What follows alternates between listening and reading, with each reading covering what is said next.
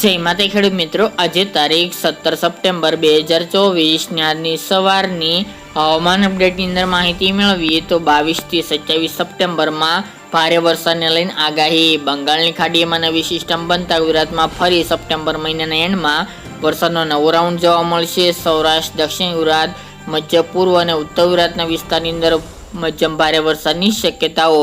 તો સંપૂર્ણ તારીખ વાઇઝ અપડેટ મેળવીશું. ચેનલમાં નવા હોય તો ચેનલને સબસ્ક્રાઇબ કરી નાખજો અને વિડીયોને લાઈક આપીને શેર કરી દેજો.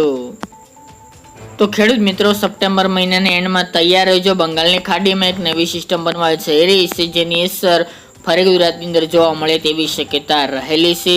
હાલની વેધર મોડેલ પ્રમાણે 22 અથવા તો 23 તારીખથી વરસાદનો રાઉન્ડ શરૂ થવા જઈ રહ્યો છે અને આ રાઉન્ડ 3 થી લઈને 5 દિવસ સુધી ચાલે તેવી શક્યતા રહેલી છે. 60 થી 70% ગુજરાતના ભાગોની અંદર સારો વરસાદ નોંધાઈ શકે છે. અમુક વિસ્તારની અંદર 4 થી લઈને 6 ઇંચ સુધીનો પણ વરસાદ ભારે જોવા મળે તેવું હાલ વેધર મોડેલ જણાવી રહ્યા છે.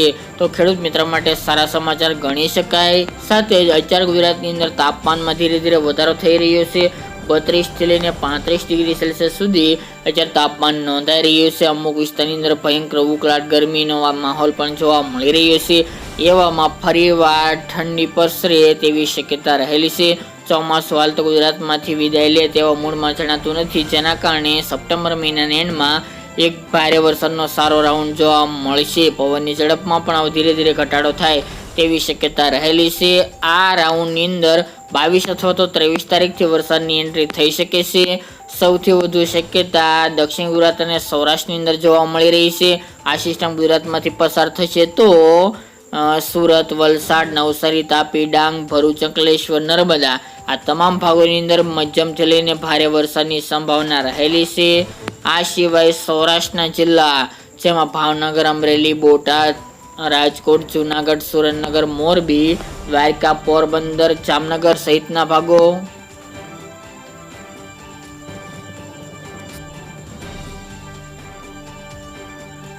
તેની સાથે સૌરાષ્ટ્રના તમામ વિસ્તારોનો સમાવેશ જોવા મળી રહ્યો છે. સાથે જ મધ્ય પૂર્વના ભાગો જેમાં ભારે વરસાદનું અનુમાન છે.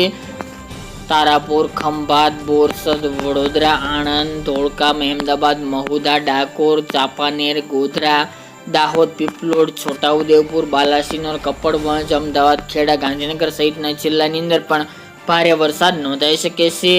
આ સિવાય મહેસાણા, પ્રાંતિજ, હિંમતનગર, મોઢેરા, માણસા, સિદ્ધપુર, વડનગર, વિસનગર એ ભાગો, તેની સાથે અન્ય ભાગો જેમાં વડનગર, સિદ્ધપુર, ઈડર, વડાલી સહિતના ભાગોની અંદર પણ ભારે વરસાદ તો અમુક જગ્યાએ હળવો મધ્યમ વરસાદ નોંધાઈ શકે છે. આ સિવાય ઉત્તરના સાબરકાંઠા, બનાસકાંઠાના વિસ્તારો, મોઢેરા, પાટણ, રોડા, મહેસાણાના વિસ્તારો, ડીસા, પાલનપુર, અંબાજી, દિયોદર, થરાદ તેમજ અરવલ્લી, મોડાસા, માંડલી, મહીસાગર, પંચમહાલ આ તમામ ભાગોની અંદર સારો વરસાદ નોંધાઈ શકે છે.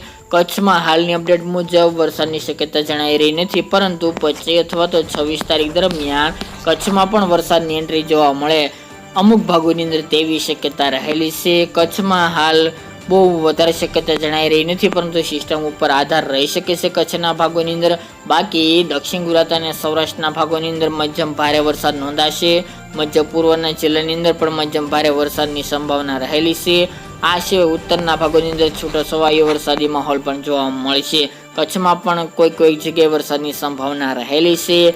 આગામી દિવસમાં ચિત્ર સ્પષ્ટ થતાં અપડેટ આપશું. તેમજ સૌરાષ્ટ્રમાં પણ મધ્યમ ભારે વરસાદ નોંધાઈ શકે છે. તેમજ છૂટા છવાયા ભાગોની અંદર ગુજરાતમાં વરસાદી માહોલ 22 થી લઈને 27માં જોવા મળે તેવી શક્યતા રહેલી છે. 1-2 દિવસ આગળ પાછું થઈ શકે છે, પરંતુ ચોક્કસપણે ગુજરાતમાં આ સિસ્ટમનો લાભ મોટાભાગના ભાગોની અંદર જોવા મળે તેવી શક્યતા રહેલી છે. આ પણ સૌરાષ્ટ્રને અસર કરી શકે છે સિસ્ટમ, જેની તમામે ખેડૂત ભાઈ નોંધ લેવી.